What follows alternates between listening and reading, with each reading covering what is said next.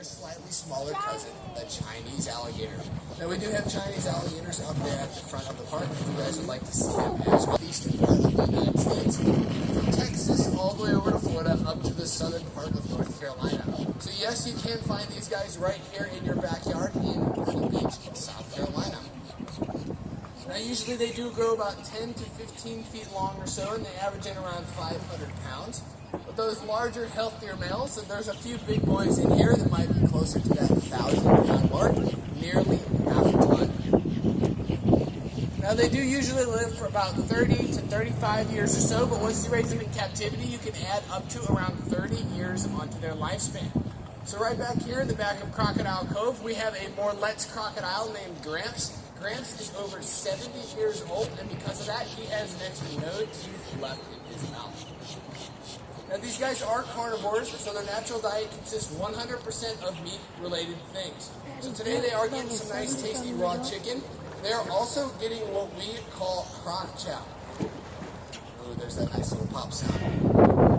They're getting nice little chunks of crock chow. It's a little brown biscuit. It's kind of like a multivitamin meant specifically for crocodilians. It's a lot more nutritious for them than the chicken is, but they don't quite like it as much. That is why we mix the chicken and the crock chow together, just to make the crock chow a little tastier.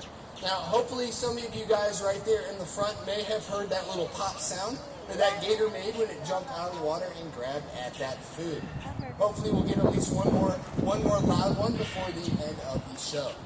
Now that pop sound is due to the sheer jaw force of these animals smashing those upper and lower jaws together very quickly. Now these guys have the third strongest bite force in the animal kingdom, around 2,000 pounds per square inch. Definitely strong enough to break any bone in your body, including your femur, your strongest bone. What's a femur? Now, being cold-blooded creatures, these guys' body temperature is going to be 100% based off of the temperature outside.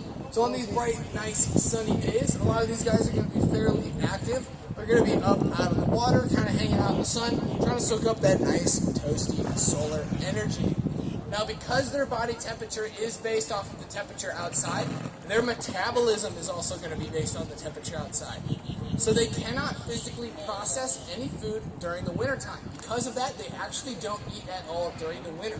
So out in the wild, they don't eat when the temperature starts to get low, especially at night. And here at Alligator Adventure, we simulate that as well. We just started feeding the crocodilians here in the park about 2 or 3 weeks ago. And their last meal before that was actually in early November. Now, late June, early July, that's typically when the females do get ready to lay their eggs. A female gator will lay between 30 and 50 eggs or so in a particular nest.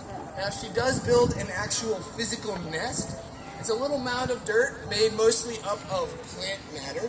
For any of you guys who are fans of gardening out there, if you guys have your own compost pile, you might know what happens when you put a bunch of decaying plant matter together in one big pile. It does create a compost pile, and that compost pile actually produces its own heat, especially at night when it gets cold. Sometimes you can see the steam coming off of it. That's exactly what a mama gator wants to do. She wants to make her own private little compost pile to produce its own heat to keep her eggs warm.